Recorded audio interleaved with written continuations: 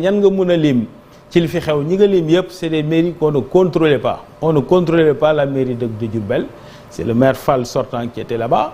On ne contrôlait pas la mairie de Dakar, encore moins la mairie de Ziguinchor. On a conquéri par contre la mairie de Mbacké. La mairie de Guédiawaye.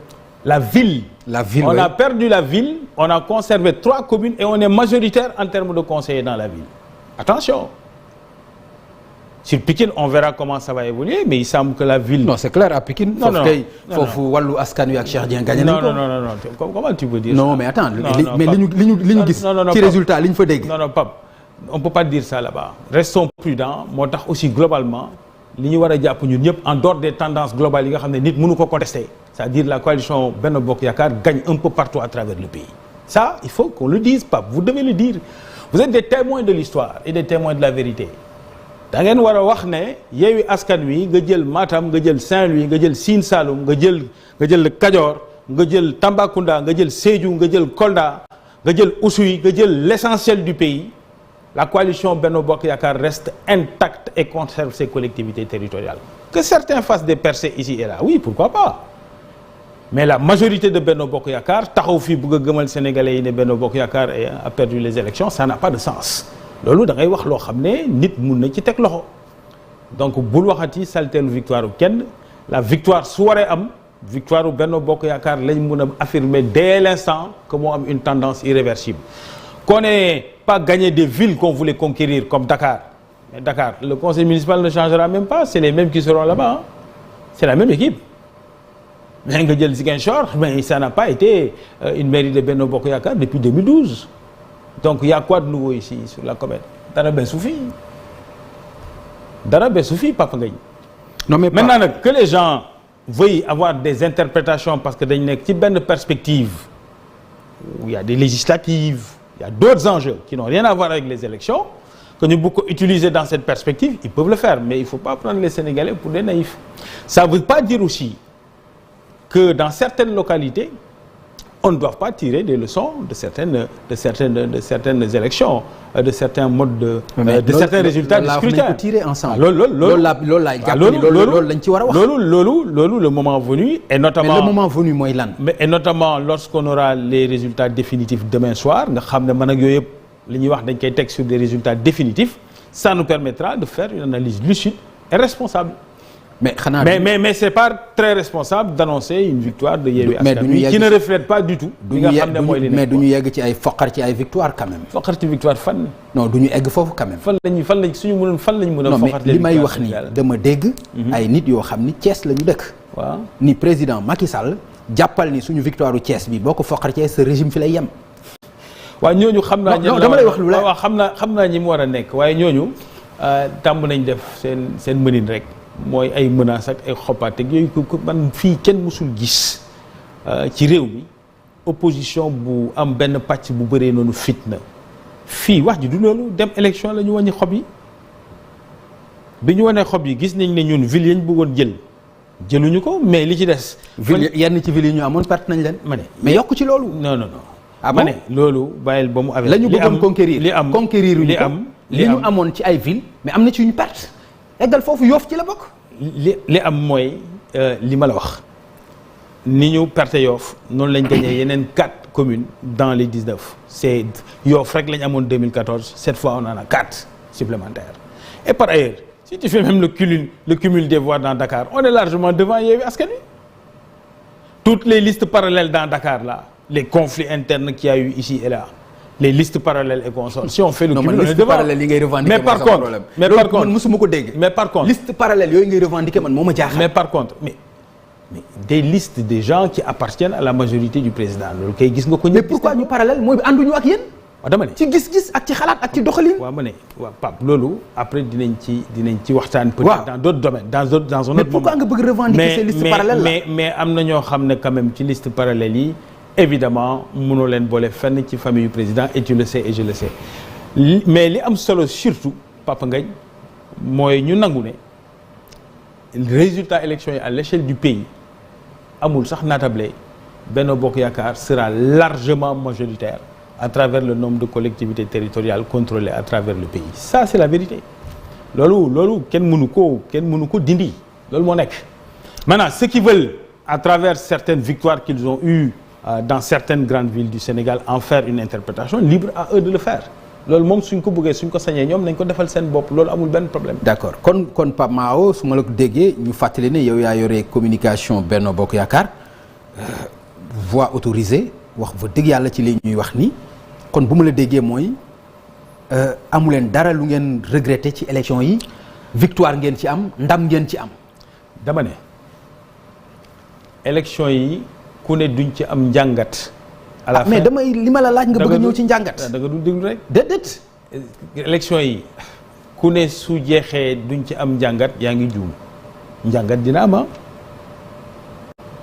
jàngat dina am ci Ndakaaru jàngat dina am ci Géejawaay jàngat dina am Saint-Louis dina am feneen ci réew mi dina am Kaolack dina am même Ziguinchor dina am fépp fi nga xam ne am na fa jongante résultats yi génn et puis dina am ay analyse fine parce que yi tamit am na seetlu nañ ay ndaw yoo xam ne en particulier ci opposition bi def nañ benn pénétration xale yi dañoo participer particulièrement ci élection yi cette année loolu ay njàngat yu bëri ñu ngi ci mais le moment venu dinañ ko def njàngat bunta ñàkk au lendemain d'une élection mais njàngat bu gaaw bii përëx bi mais day defal nag rek përëx bi jóg taxaw naan ay régime fin gis nga nguur gi jeex yàlla ko xam te ñun nag loolu sonaluñu de dañu nekk ci liggéey di liggéeyal askan wi fu yàlla ne fa la yem ñu xam ne fa la yem mais waxu caaxaan weesuwul tiim ay résultats élection à l'échelle du pays ngay gis yow Papa Ngagne di ci teg sa bët ma di ci teg sama bët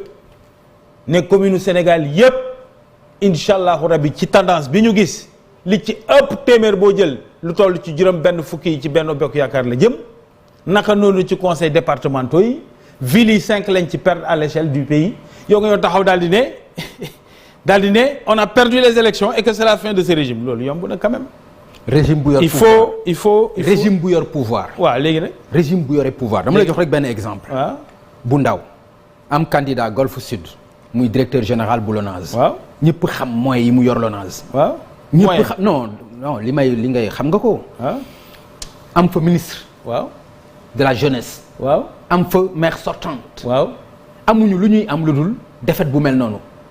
waaw damay encourager mes camarades di leen féliciter ñoom waa Golf ci seen engagement ak seen engagement auprès de Benno Bokk Yaakaar et des populations de Golf mais yaa ko wax dafa yor moyen mais depuis kañ la moyen di gagner élection Sénégal moyen su doon gagner élection Sénégal ñun dinañ toog ci nguur gi Papa Ngagne moyen su doon gagner élection Sénégal Khalifa Sall dina gagner élection locale yi 2009 su ko doon gagné ñun 2014 dinañ ñàkk Dakar ñàkk Ziguinchor ñàkk yeneen i ville. lan moo koy wax ji mooy. lan moo koy laaj bi mooy. lan moo koy gagné wax ak askan wi ñun askan wi la ñuy waxal. déglu ma rek kon xam ngeen ni askan wi dégguñu leen. déglu ma non dama ni kon xam nga ni sa askan wi conclusion boobu tegoo ko ci dara. non dama ni teg ko ci firnde non fa ko teg. non attends li nga wax noonu fa ko teg. non boo ma nee. bàyyi ma yeggali. non xaaral da ngay may ma daaneel fi ma ko teg waaw may ma daaneel. ma ne Sénégal élection soo ko buggee gagné da ngay seeti Sénégalais yi liggéey wax ak ñoom. loolu la kon xam nga defu leen loolu. loolu la non Pape Mahawa xam nga defu leen loolu. loolu la président Macky Sall di def. loolu la def 2019 loolu la leen defloo te defu leen ko. loolu la def 2019 gagné élection yi. defloo leen ko te defu leen ko. loolu la def ci élection locale yii te élection locale yi ni ma la ko waxee woon. ci début élection yi ni ma la ko waxee woon ci début élection yi. élection locale yii 2022 Benno Bokk Yaakaar va gagner ces élections. te yow lii ma lay wax nii du lu bees yow xam nga ko yaa ma ko gën a xam pap wax ji mooy lu tax yow nga xam ko di ko bañ a wax te ñëpp xam ko ñëpp xam nañ ne élection locale yi les mairies du pays les collectivités locales à travers le pays ont voté massivement Benno Bokk Yaakaar nous sortirons plus que jamais majoritaires et hégémoniques à travers le pays ñu bëgg ñu gëmal parce que Ndakaaru bi ñu mës a gañe wuñu ko parce que Ziguinchor bi ñu mës a gañe wuñ ko que donc ou Thiès que donc on va définitivement être minoritaire dans le pays loolu fu ñu ko teg ana chiffres yooyu fu ngeen ko teg. mais Pape yor régime bi nga yore presque depuis 10 ans nga yor ko yor coalition bi gën a mag gën a yàgg taxaw naan non on a gagné lii lañ gagné est-ce que yaakaar nga noonu nga ko war a xalaatee yow noo buggee ma xalaat. non li ngeen perte ci lañ war a taxaw li ngeen gagné amul importance. ah kon d'accord nga ne li ñu gagné moo. non dama ni li ngeen non waxuma loolu dama ni li ñu fi ñu war a taxaw mooy li ngeen perte li ngeen gagné waruñu ci taxaw mënu leen yor régime bi pendant 10 ans yor coalition Benno Bokk Yaakaar bi gën a yàgg gën a yaatu. waaw continuer di yaatu. non nañ waaw. continuer di gagné taxaw naan ma continuer di gagné li ngeen gagné loolu du loolu la ñu war a wax. ah bon si xam nga lu ñu war a wax. li ngeen perte. waaw léegi lu tax ngeen perte ko fan ngeen ko teg. non li ngay perte kay mooy li nga gagné woon. mais non mais Guédiawaye gagné woo ko woon. Guédiawaye mën nañ ci waxtaan. non dama ne gagné woo ko woon. d'accord naa ci Guédiawaye la ville de Guédiawaye je suis d'accord.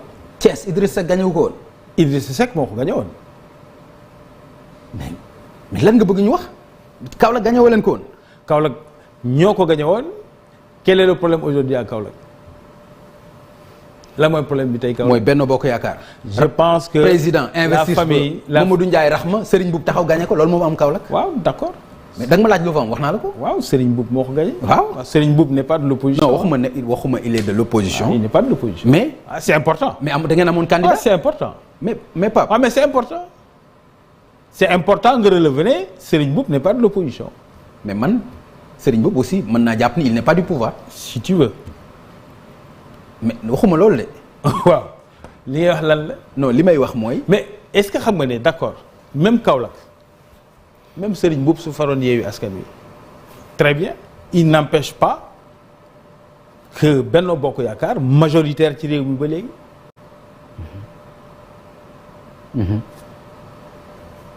wax ji du loolu wax ji leneen la. lan la. man kay xanaa leen nga bëgg a wax waaye waxoo majoritaire élection yi ki ko gagné moom c'est clair c'est Benno Bokk Yaakaar ça y a pas le moindre doute sànq damay waxtaan ak sama benn xarit puisque ñeme waxtaan bi ñu avancé ci tuuti mu ne ma noo waxuñ leen élection yi au plan quantitatif on parle de plan qualitatif ma reetaan ne ko mais mooy li ma la wax. ma ne ko mais mooy li ma la wax tout à l'heure bi ñuy wax ma déglu ma waxtaan nag élection bi ñu évaluer en terme qualitatif nag fenn rek la am Sénégal rek lañ ko bëgg a inventé ren. déedéet ren ji lañ ko bëgg a inventé. te mooy dëgg. déet élection bu ñuy. te mooy dëgg mais wañu xob naan qualitatif loolu c'est pas sérieux. te mooy dëgg. non. wax naa la jox naa la exemple maintenant si tu ne veux pas aller jusqu'au bout là encore ma dimbaliwaat la parce que ñun li ñuy def askanu Sénégal moo tax ñu di ko def te fawuñu l'expérience de 2009 avec le PDS des grandes villes qui tombent ñu ne c'est annonciateur de la fin d'un régime.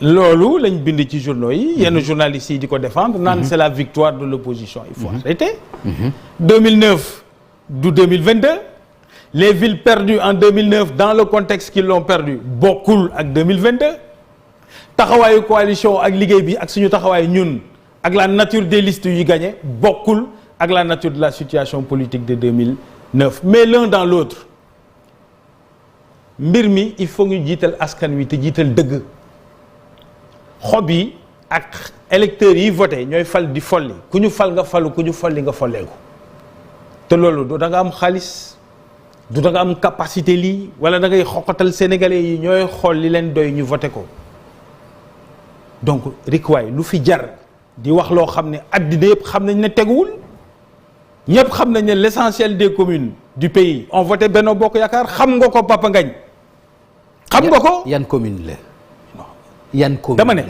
li ñuy wëñ yan xeeti commune la dama ne li ñuy wëñ non dama ne yan xeeti commune nga may wax waaw wax ma ñaata xeeti commune ñoo am ci réew mi su dee xam nga leen rek wax ma ko su dee dafa am ñetti xeetu commune ci réew mi wala ñaar ba ñett wax ma yan la commune bu Ndakaar bu mel ni Ndakaaru di capitale bu Ndakaaru waaw léegi nag di capitale waaw di pays bu Sénégal waaw mais xam nga ni loolu du caaxaan yemul ak dara kan moo ne caaxaan la waaye ñaata réew nga gis seen capitale ak ñiy diriger réew mi bokk nañu wax Dakar mais Sénégal gii loolu yàgg nañ fi wax mais Sénégal ba ñu gagné fii 2012 ba tey gagné 2019 gagné toutes les élections qui sont mais on gagne pas Dakar